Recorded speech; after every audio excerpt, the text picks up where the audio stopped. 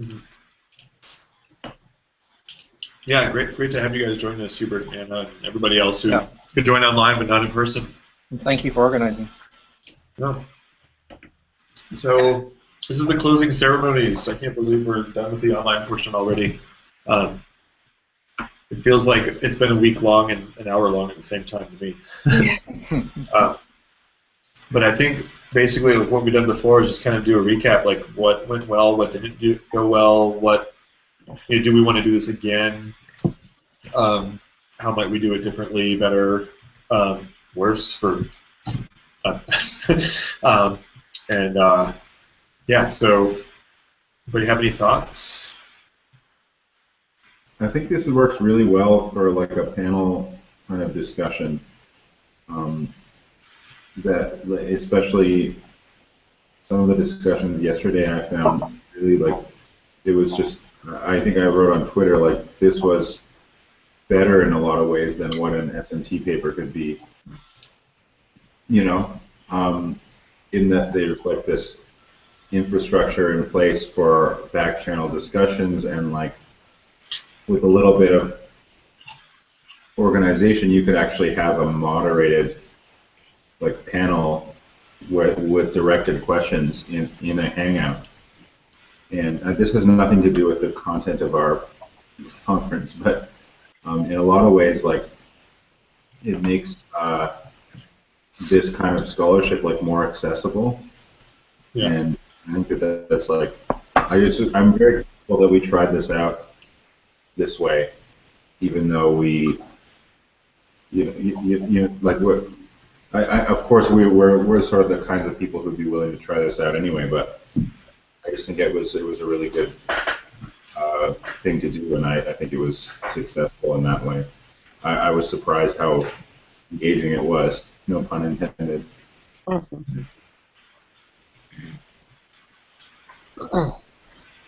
Yeah, I think even like normal conference format would probably be even easier in this structure. Like the unconference is probably a little more chaotic than the normal conference, so that we were able to pull off this is probably like, hey.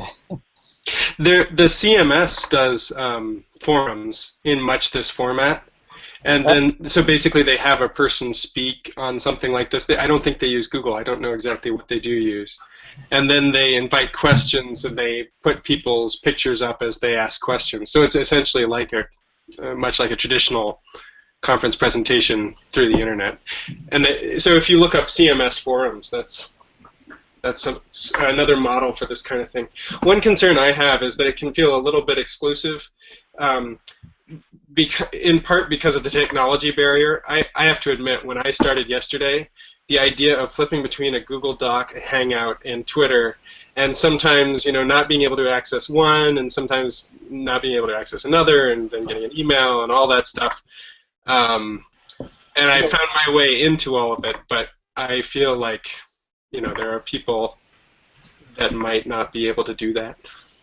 I think that you're right about that, and Anna brings up a point about, unfortunately, this technology is just like a little bit, it's just like not 100% there yet. It works really well with 10 people on the chat.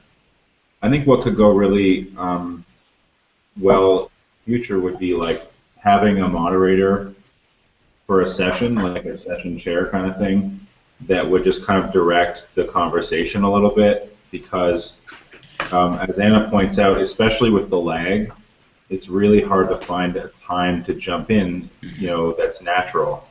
And so it's, even right now, I can't tell, I keep, this screen jumps around and I'm not sure if somebody's going to jump in with a point or if I should keep talking. So it would be really helpful if, again, even in a conference that has nothing to do with what we're talking about, to have like a quote-unquote session chair that's like, following along the group chat and then like maybe directing a comment to someone else, passing the conch, so to speak. Well, I think in a situation where you're, I think in person, sometimes you can get body and visual cues that allow you to sort of want to jump in I think it's a little more difficult in this situation. Right. I mean, the video does help, but it's hard to tell when, sometimes because if it's dragging behind a little bit. We could raise. Yeah, Like I well, said, the out of syncness made it a little harder too. Like I just a few times, Brian, it must just be he's in Canada, and it's just a little bit behind the Americans.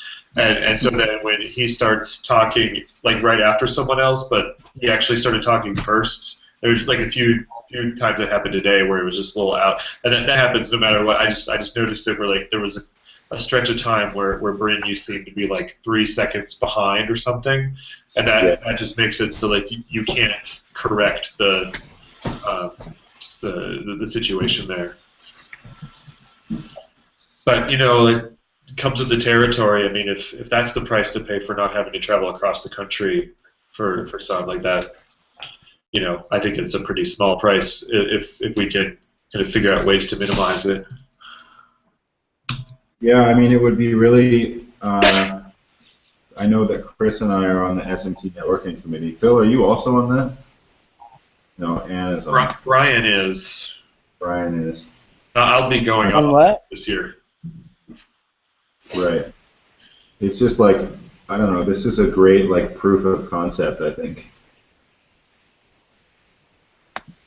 I know we had talked about this in our last meeting in wherever we were.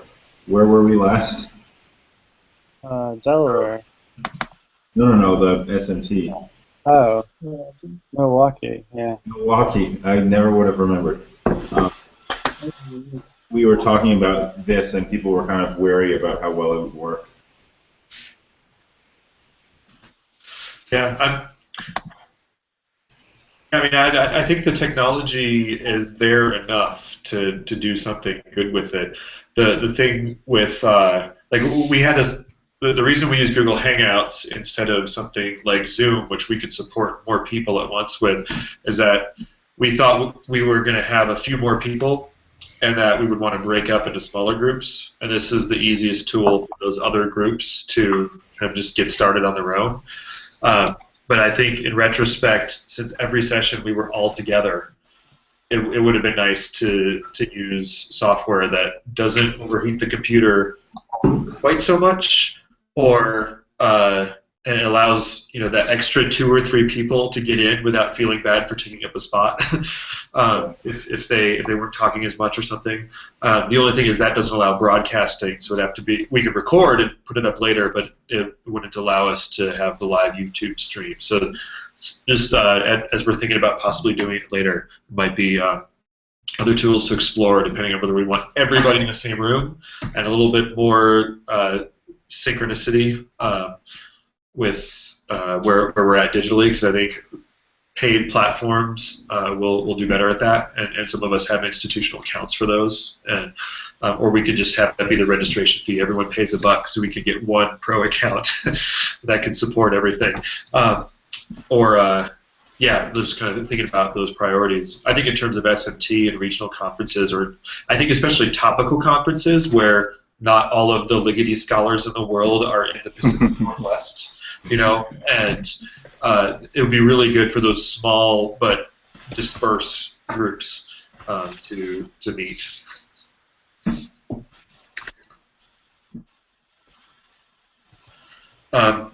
So one thing I noticed was I really like the build sessions here.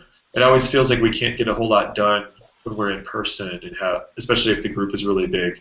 But I felt like having permission to just like not talk while I was typing, while we were just kind of online and working on that, and then checking back in with each other, even just having the chat window open and nobody was talking, but we're working in the doc. I think that was a really good possibility, and I think that's a good thing to think about for the future, like having essentially like a hack day where we connect on Zoom or Google Hangouts or something and select a project or two and just do that like all day or half a day each for a couple projects. I really like that too, actually. I thought that was the most fun that I had, was sort of chaotically editing a Google Doc together. Yeah, and not one that was just a proof of concept or a fun experiment, because I've done a bunch of those, and we get to the end, and it's like, well, that was fun, just leave it, but I have a strong feeling like this is going to be something that a lot of us are going to use and come back to and keep adding to, and I think that makes it feel good. It's like, oh, this is like this is like a week's worth of course prep. Now done. I just need to go through and double check some things and paste them into my plan. That's exciting.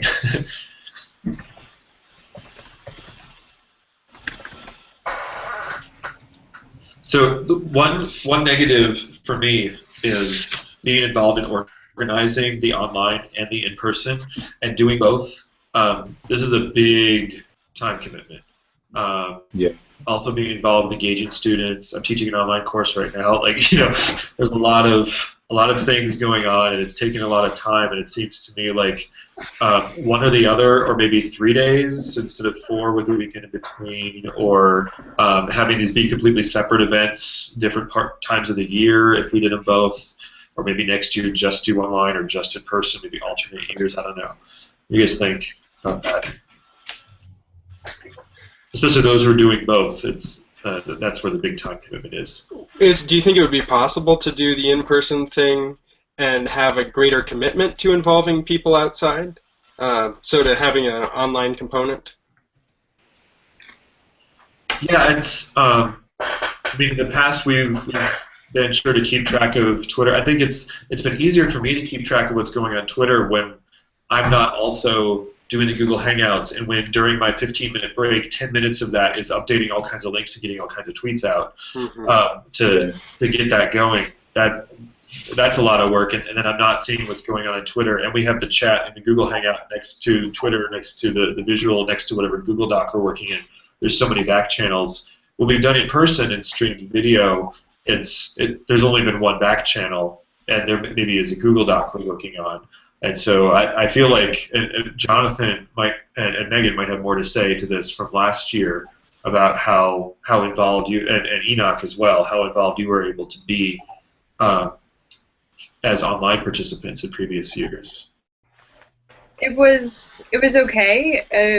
I felt like by the time when the group was discussing something, if I were to comment something on Twitter, it'd be 5, 10, 15 minutes before someone might have read my comment and been able to get it into the conversation, and at that point it maybe wasn't relevant anymore. Yeah. The conversation had already moved on, so I think that was the frustrating thing with doing that last year.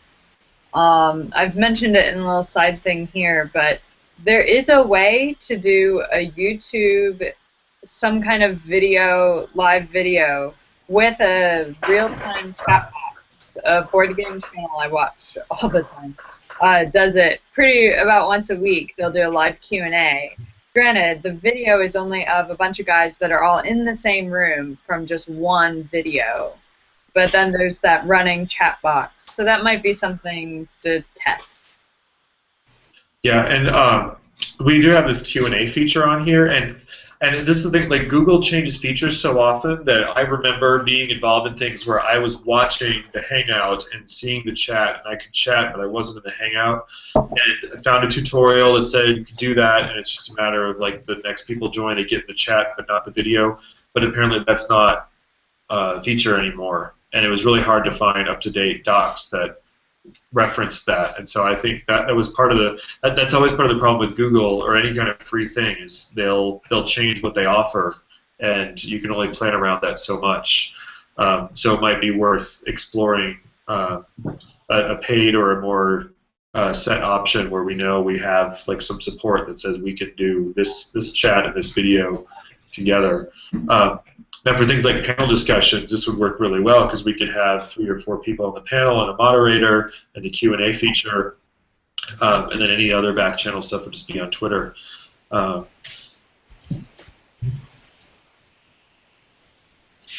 Yeah, I agree with Megan. In terms of last year, I mean, watching the live stream and participating on Twitter was great. I really enjoyed it and stuff, but definitely feel much more like I'm part of the event, doing it this way. I mean, one of the things that worked really well last time when we were doing it on Twitter is just having a little Twitter small group. Those times when we did do a small group discussion with people on Twitter, that was when it felt like there was more direct interaction and back and forth, you know, and that was great. Yeah. I think it's always sort of we will always default to the most activity where there's like the most engagement. So like and the most like the easiest engagement. So when you're all together, when there's 20 people in a room and 20 people online, the people in a room are going to gravitate towards each other and interact with each other and very quickly forget about what's going on online. And in this situation, I think the same thing happens. The 10 people or whatever in the Google Hangout are gravitating toward each other, and then anybody on Twitter is kind of left in the dust. And that's the issue with having multiple channels, right? You know, I would say that, oh, if I could just jump in and say that now that I'm here in person, I didn't really feel that way this time. I would have loved to have, you know, participated on video, but I have a project that's really pressing right now. But it allowed me to listen to what was going on and to participate when thoughts came up. But I didn't really feel that way. In fact, maybe that's kudos to you all who were so responsive to the tweets that I put out there. But I just thought I'd make that perspective known as well. Well, I think it was different this year because we were all meeting virtually. Last year, when there was a group of people in person, they obviously were able to communicate with each other and exchange ideas much more quickly because they were present. And so that's really one of the main differences, I think, that made this nicer, at least from my perspective, because I felt like I could participate more because we were all at the same disadvantage. But yeah, I think that's part of the key there. When we were all together, you know, a good number of the people in the group are not Twitter people, and maybe they joined for the conference, but they were like, it was an add-on for them, and they just wanted the in-person. And then there are some that are just not as experienced, like tweeting while doing something, as some others are. And so if there's a conversation, like Bryn said, they'll go to the physical conversation and leave Twitter. And there's a few of us that, you know, it's like walking and chewing gum, tweeting while doing something. It's what we do. It's the air that we breathe, and that we could try to, you know, keep working all those channels. But it was a minority of the group. Whereas here, like, we've already got to get over a hurdle technologically. And Twitter is probably the easiest of all the things that we're using, and it's easy to just put it right next to the screen or on multiple monitors and keep track of that. And I don't feel so bad like looking this way or even like walking out of my office to dump something in the garbage can that actually gets taken out, you know, and coming back to my room in a way that like I would just like walk out and someone talking in person, you know. And so it gives us a little more freedom to like, okay, I'm gonna look at my tweets now. So I think it is helpful, like because we've got the digital mediation already. It's more of a which digital tool am I going to look at? Well, yeah, I mean, in terms of that, I mean, one of the great features about this is just being able to mute, right, while everyone else continues. I feel engaged, but I can, and I think that helps with the build stuff, right? So that we can kind of be in touch. But also, you don't have to hear me like messing around and kind of moving things and looking for my old handouts or things. I can kind of put that on, and it gives me the freedom to do that. I totally agree. I think that's a great feature. Well, and like Megan and I were saying in the chat, if we had somebody designated to be the voice of the back channel for the in-person conference, or even in something like this, where you've got one of the 10 people in the chat or in the Hangout being the person who's in charge of monitoring Twitter, so that they can voice questions that come up to the rest of the group who may not be able to have their attention divided quite as much, and that way the people in the back channel feel like they're able to participate more, and the people who are in the chat can dialogue with them. At least I've seen some of the Twitch channels I watch do that, where they have somebody kind of in the background kind of whispering, hey, so-and-so said this, you might want to respond to that. Kind of curating it a little bit, I guess, because you can't respond to everything, but... Yeah. Every one of these things that we face is a chance for us to practice the very type of pedagogy that we might create in our own classrooms. So, for instance, if we're exploring the idea of opening our classroom discussion up to the public outside of that classroom, where they might be commenting through Twitter on what's happening in real time in the class, a conference like this gives us all a chance to be practicing using that technology and to see what that experience is like. So we're practicing practice, I guess. That's very meta. Yeah. I'll go one more if you want. Yeah, I agree with what Megan just wrote. Like meals and 30-minute breaks. The 15-minute session, I can only wolf down so much. That's critique. I'd say. Well, yeah, you gotta 15 minutes to get your food, and then you eat it. Exactly. You're at home. I You're can- right next to your kitchen. You can let the pasta cook and then bring it back. Like my perfect peanut butter and jelly takes 5 minutes to make, so I've already done a third of my time. Well, it could be whoever's eating in their time zone at that time can be focusing more on Twitter because their mouth is full. Part of that was that the time zone thing. Then you have these jerks who come on with Nutella in your face. They're just like taunting you with this beautiful cracker. I was salivating in Delaware because of what somebody in Colorado was eating. I'm used to hybrid pedagogy meetings. This is what we do. We joke around, we eat, we make faces, we use weird tools to give each other funny hats. But yeah, I think part of that's the time zone. We had to shorten the amount of time, and there wasn't one big lunch break that would make sense, Yeah.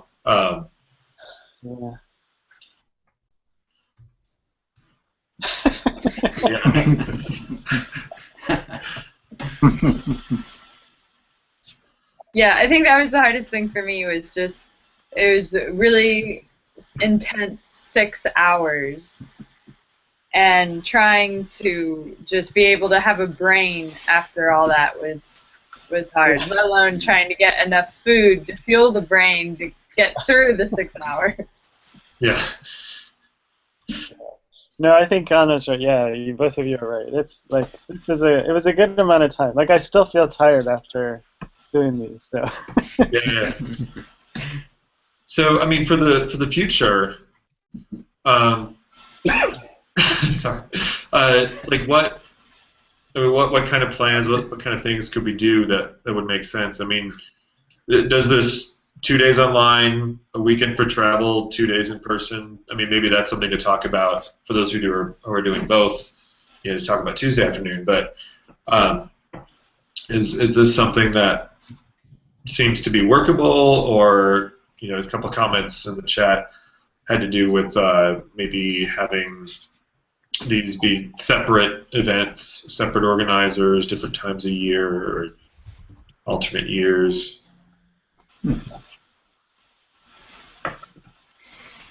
Sorry, I'm having trouble focusing on what you're saying. Well, yeah. Five Eyes there.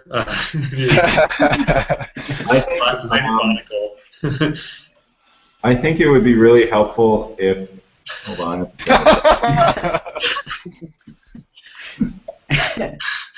How do I turn them all off? Is there a way to turn them all off?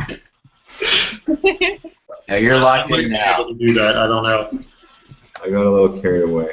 Yeah, there is a remove all effects button down at the bottom. Near the bottom. Oh, you're right. There. Now I can just see.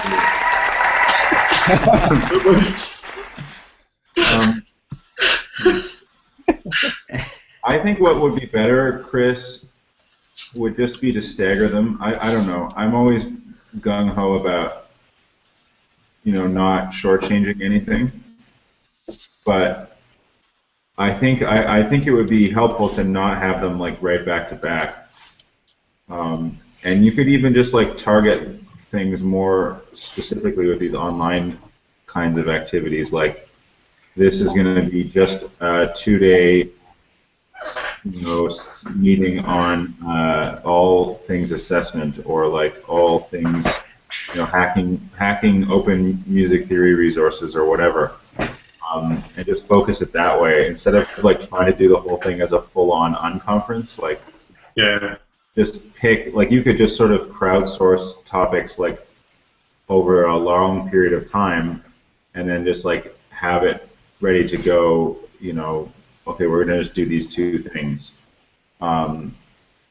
But just do them periodically throughout the year, as opposed to like right before the actual in-person conference.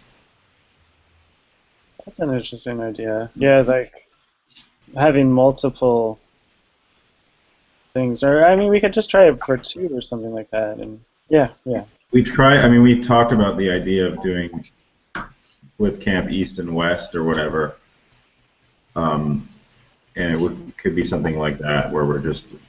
I mean, I think the sort of collective of people is growing enough that we could kind of have other people take on things. Absolutely. So I don't know. Just a thought.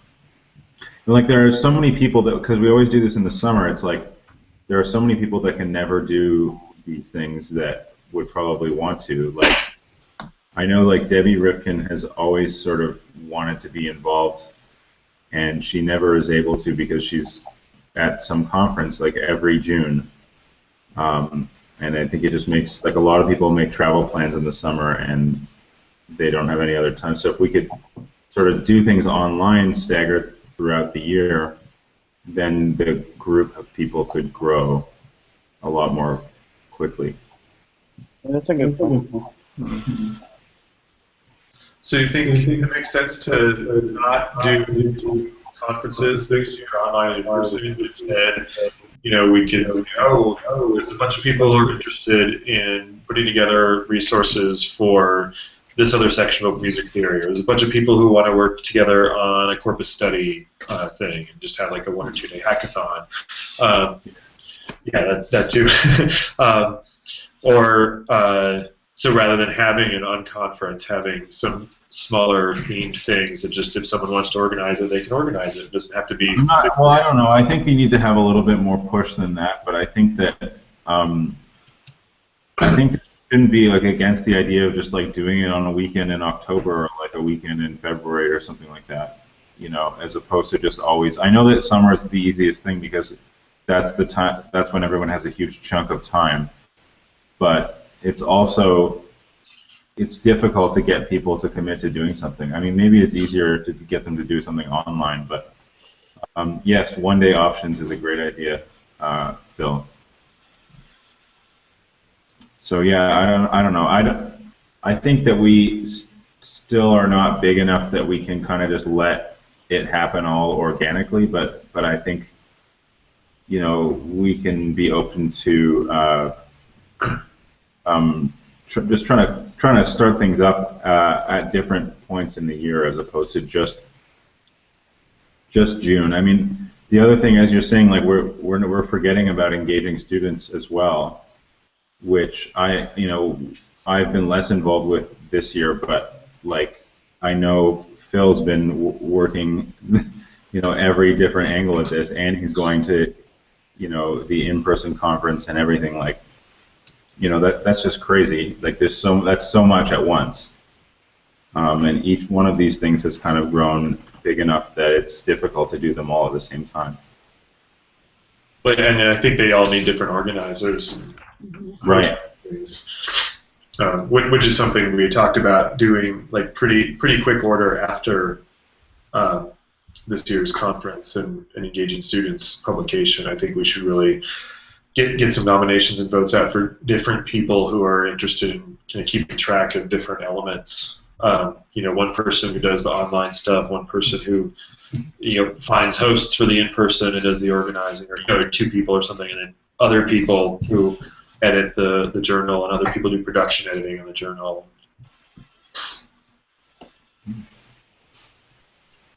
Yeah, that's a good point, Enoch. We were sort of flexing about that too, because last year we had the unconference and then we did the journal submission, so ideas that percolated here could feed right into it. So this year we did make almost a conscious just to decouple that. Part of that was just because of the rush of editing that goes on. Like, it's already such a tight schedule. We wanted to give ourselves a little bit more time this year to put the thing out in August. But if we start getting more flexible with conference dates, then certainly they could start feeding into the publication too. I mean, this may be for another conversation, but like, I've also just kind of thought that at a certain point, engaging students has to become something that's not just an annual thing. Like, sort of have submissions, like more like MTO, where you just get enough submissions and then put something out. I don't know. I don't know how MTO actually works because I've not been involved on the back end of that, but they kind have of quarterly issues. Right. Yeah. I'll be able to tell you more about it after September happens. Are you going to be one of the editorial assistants? Yes. Oh, cool. That's great. That is half of my graduate assistantship position next year. Ooh, you get funds. I guess that's because Steve Rogers is like is he the editor now? Assistant editor. Yeah. Yeah, we had, when I was at FSU, we had some money, TA money, that was dedicated to that because Matt Shaftel was the editor at the time. Well, and just to kind of go into the amount of work that organizing both the journal and the Engaging Students conferences, Steve tried to do MTO without a graduate assistant last year, and he said it nearly killed him, and that he's really drowning. So I think now that we have a large enough community, I think we can help each other to make this happen and to keep the momentum going for all the Engaging Students stuff without 1 or 2 or 4 people getting piled with all the work. We have the tools at our disposal to get together. Well, and I think that it's developed into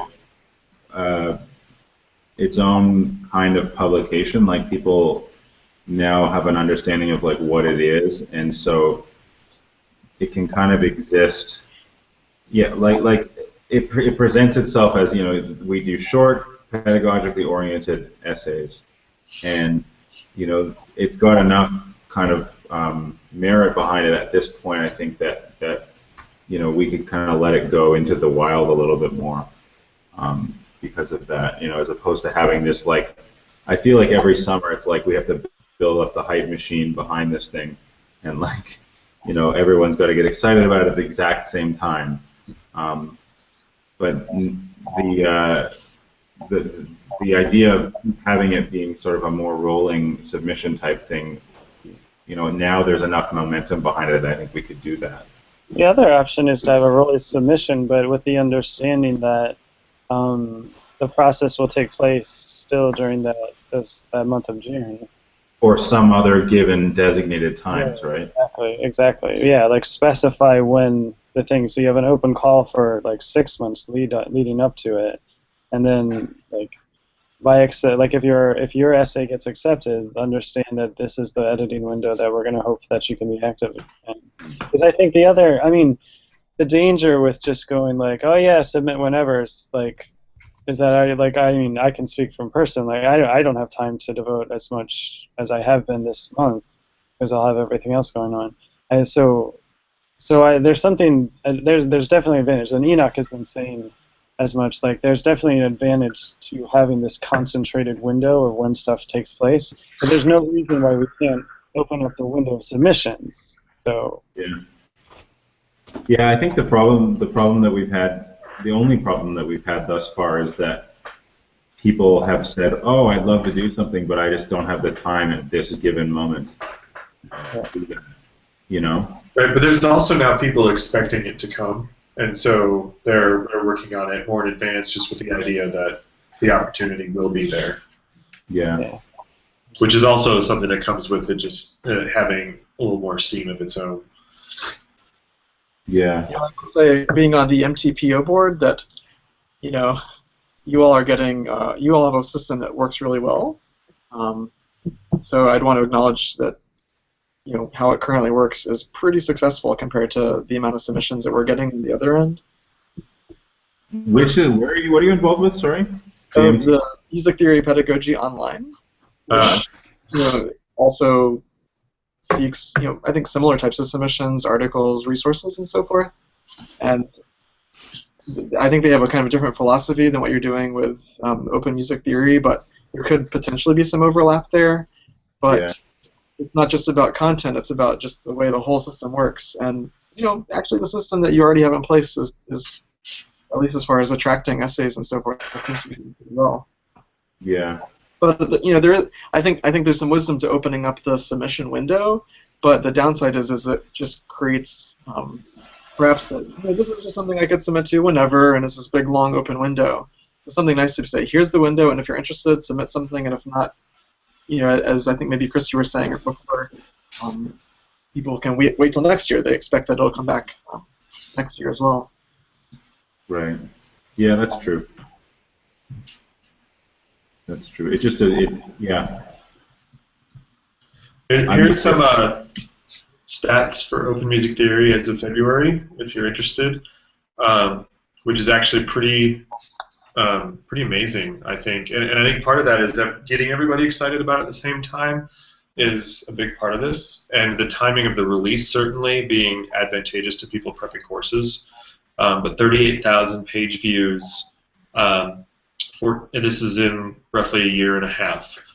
14,000 unique sessions, 7,500 unique visitors, 2 articles with over 1,000 views, and I went to I think every pedagogy themed paper at SMT 2013, so the meeting after our first release. And of course, the abstracts have been submitted for that SMT meeting before or at least the proposals have been submitted before we released the volume. And almost all of those sessions, I think there were a couple that were so focused on a particular tech tool that they didn't do, but almost all those sessions cited at least one article from engaging students that year. No, that's for ES1 and ES2 up through February altogether. So yeah, I mean, there's stuff that's doing pretty well. Super cool. I mean, when you think about that, not all the articles are about music theory, but with 2 articles with over 1,000 views, 7,500 unique visitors, we've got less than 1,000 members in SMT.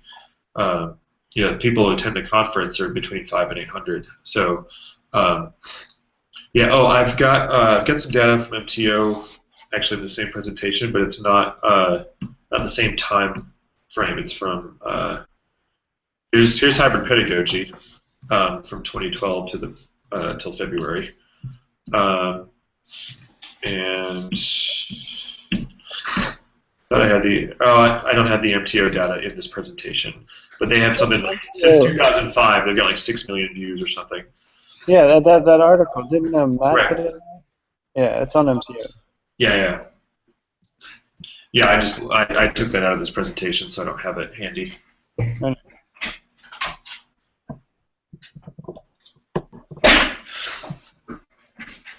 I do have stats for each article.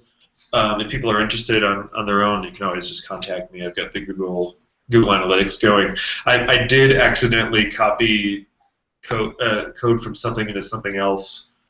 I can't remember if it messed with engaging students or something else, but I accidentally at one point copied that Google Analytics code into another website, and so the things got polluted. But no, I don't think that yours is all that low, Enoch. I mean, they all have pretty good for scholarly articles. They're all doing really well compared to the kind of things certainly that closed access journals, even really respected ones, get.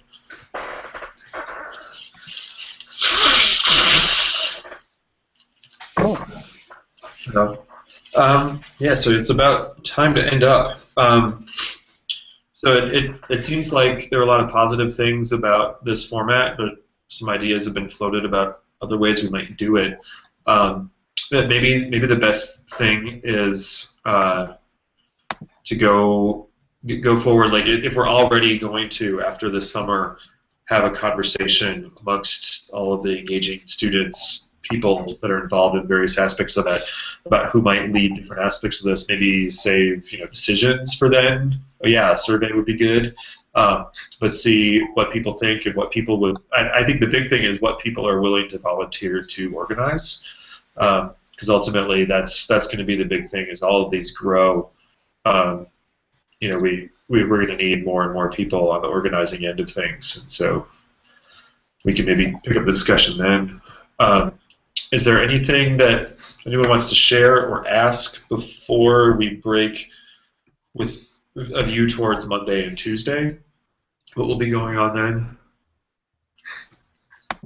I'd just like to say thank you to all of you guys who organized this. It's been very, very helpful, at least for me, isolated here in the heartland of the great United States. And so, yeah, it's been really good for me. Yeah, thank you, everyone. It's been super. Yeah, thanks everyone for coming. I'd like to add my thanks too to everybody for organizing, to everybody for participating. It's been great. Yeah, it's good to have you all.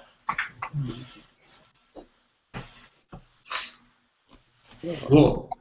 So I have been unsuccessful so far in finding a really good equipment for streaming on Monday and Tuesday. Just so we'll probably be using the equipment that we used in Charleston 2 years ago, but we won't put it right next to an air conditioner. And if we can, like beforehand, when the other tech office guy is back in, if we can get a hold of something else from him, or if I have something else I can dig up in a closet at home, that'll help. If anyone's coming and has a really good webcam mic, I think that's the big thing, is having a good sound source for sharing, but we will do what we can to stream. Bill, can you bring that crazy, like, alien-looking webcam that you have? I would love to, but I borrowed that from my tech people, and they're probably. I didn't think it was yours. Yeah, I've been trying to. A lot of people have been in and out of the office at the College of Music here. Has had a hard time grabbing someone, and we found something that would work but was broken, and so it was like, oh, you can talk to OIT, and I'm like, well, I'm in a conference all day, so I might give them a call, but I think it's pushing it. But I have a camcorder, and the video quality is good enough. It's standard def, but and as long as it's not next to an air conditioner and people speak up, I think we should be okay. But yeah, we'll see what we can work out. Is there any equipment available through the library? The music library is closed right now, and so yeah, it's a matter of having time to walk over and find people. There's just with the conference going on, there hasn't been extra time to go outside the College of Music and track something down. I think we should be okay. It's just it won't be high def stuff.